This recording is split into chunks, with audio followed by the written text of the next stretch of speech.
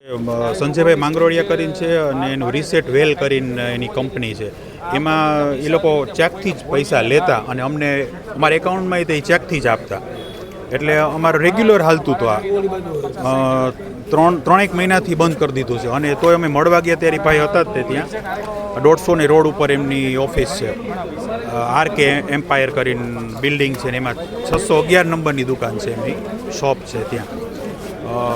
મારા તો 40 લાખ જેવા છે. અને અમારા તો શું, અમે તો ખેડૂત છીએ એટલે અમારા ધિરાણ આવતું હોય ને અમે એ મૂકેલું ધિરાણ, એના ઉપરથી આ ઇન્ટરેસ્ટ અમે લેતા.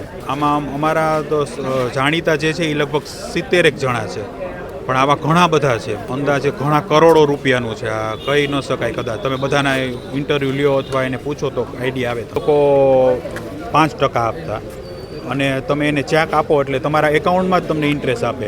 મારે લગભગ 3 વર્ષથી કોન્ટેક્ટમાં હતો એને. અત્યારે રિસર્ચ વેલ્થ કંપની છે સંજયભાઈ માંગરોળિયા. તેઓએ નાના માણસોને 4 થી 5% ડિવિડન્ડ આપી અને રોકાણ કરાવેલ હતું. અને એટલે નાના માણસોએ રોકાણ કરી નાખ્યું અને લગભગ 500 થી 1000 કરોડનું કૌભાંડ છૂટક આવું કરી અને આખા ગુજરાત વ્યાપી કરેલું. અને આ લોકોએ બધાને એમ કીધું હતું કે તમને ડિવિડન્ડ આપશું, એટલે અમુક સમય સુધી આપ્યું.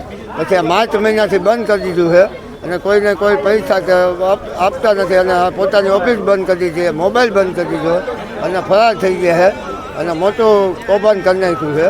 તો અત્યારે બધે ફરિયાદ કરવા માટે 50 થી 60 જણા લોકો અત્યારથી 20 થી 22 કરોડની ફરિયાદ કરવા માટે અમે અહીં આવેલા. સંજય માંગરોળિયા મેઇન છે અને એની ઓફિસ સંભાળતો સુરજ હતા, એ સંભાળતો. એટલે સંજય માંગરોળિયા મેઇન છે. અમારી માંગણી એવી છે કે તાત્કાલિક ધોરણે ધરપકડ થાય અને અમારું રોકાણ કર્યું છે ત્યાં બધે લોકોને પાછું મળી જાય એવી અમારી માંગણી. એ 2017થી ટૂંકમાં બધાને રોકાણ કરતા હતા ધીમે ધીમે.